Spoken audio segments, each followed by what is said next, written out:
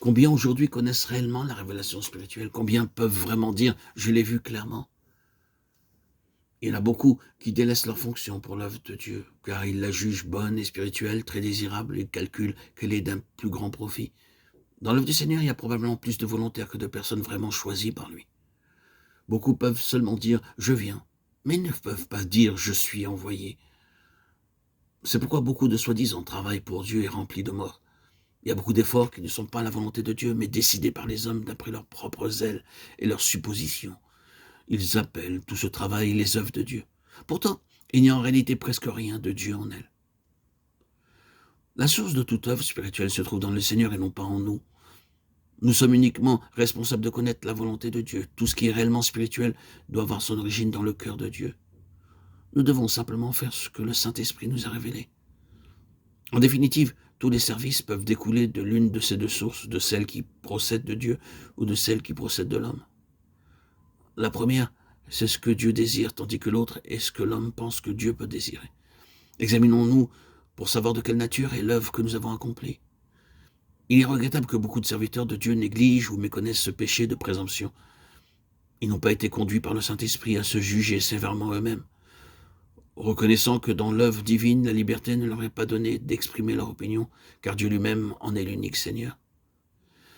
Nous avons besoin d'être convaincus par le Saint-Esprit de ce que signifie le péché de présomption, et combien terrible est ce péché. Nous devons réaliser que faire ce que Dieu ne nous a pas demandé est aussi coupable que de ne pas faire ce qu'il nous a demandé. Nous devons perdre l'habitude de dire, puisque le Seigneur ne l'a pas interdit, pourquoi ne le ferais-je pas? Au contraire, nous devons maintenir cette attitude de cœur. Comment pourrais-je faire ce qu'il ne m'a pas demandé? Ceux qui connaissent seulement le Seigneur superficiellement supposent qu'ils peuvent faire tout ce qui n'est pas défendu dans la Bible. Cependant, ceux qui le connaissent plus profondément savent qu'ils pécheront par présomption s'ils font ce que l'Écriture ne leur a pas interdit, mais que Dieu ne leur a pas demandé. Nous reconnaîtrons ce fait lorsque Dieu un jour nous conduira plus avant. Nous verrons alors que nous ne devons pas faire ce qu'il ne nous a pas ordonné, de même que nous ne devons pas aussi nous rebeller à l'égard de ce qu'il nous a commandé. Vous serez parfait et utile si vous ne suivez pas vos propres pensées à l'égard des choses pour lesquelles Dieu n'a pas donné son avis. Un homme parfait ne pêche pas par présomption. Si Dieu n'a pas donné d'ordre, cette personne doit attendre tranquillement. Une telle personne est disponible et peut être utile pour accomplir l'œuvre du Seigneur.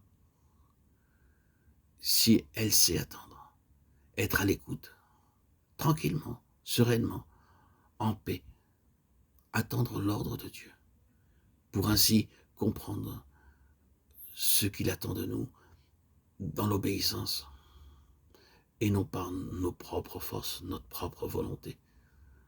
Voilà ce qu'est un serviteur de Dieu. Être dans l'obéissance et l'écoute, et quelquefois la patience, beaucoup de patience.